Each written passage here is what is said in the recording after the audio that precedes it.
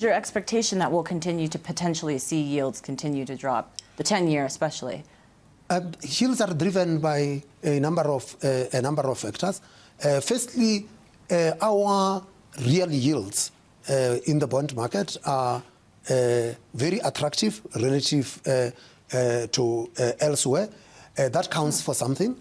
And the fact that we have had inflation decline and we have expressed a preference to keep inflation there gives any investor in the bond market an assurance that the inflation surprise embedded in the bond yields had been dealt with.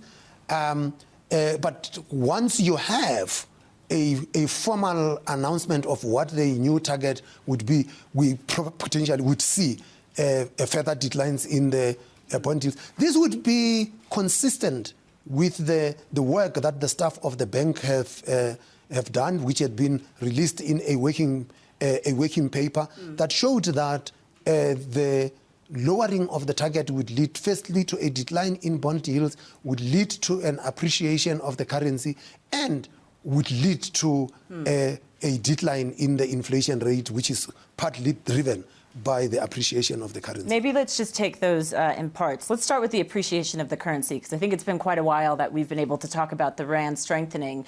What do you think that is attributable to? Do you think it is the announcement as well, or is it an improving investment environment? What would you say? All of the above.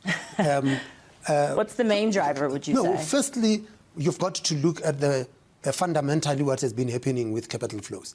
There had been massive inflows into the South African bond market in excess of 109 billion rands over the past few months, and that is important. Secondly, I had mentioned the yield differential, and many people get obsessed with the interest rate differentials of the policy rates. That does not mean much. What really means much is the differential between the U.S.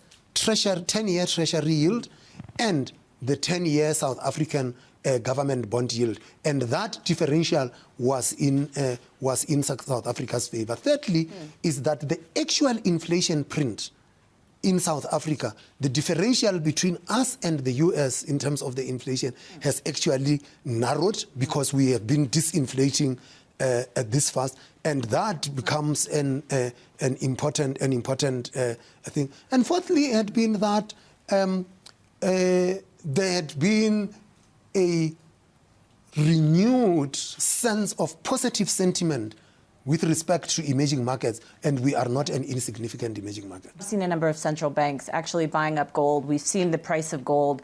It spiked it hit a record $4,000 this week. It's moderated just a bit. Do you think that is something that the South African Central Bank would consider, especially if we're seeing a number of central banks actually hold more gold than U.S. Treasuries now? Is that something you think South Africa would potentially look into? Well, we have always held significant amounts of gold, but there is also the thing that for South Africa, yes, we hold the gold in the reserves of the South African Reserve Bank. We still have gold in the ground. So if we need it, we will just go and dig some more, right?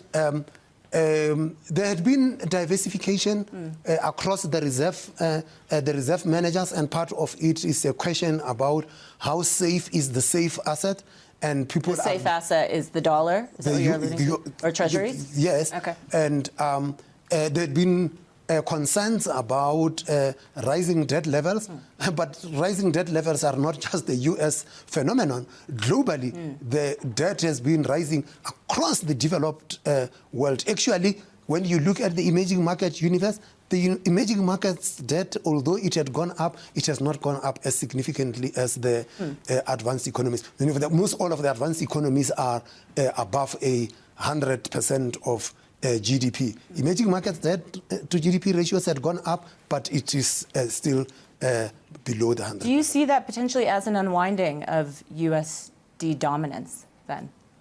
That would be very speculative. That will be very speculative. I think that investors are having significant concerns, and you see it that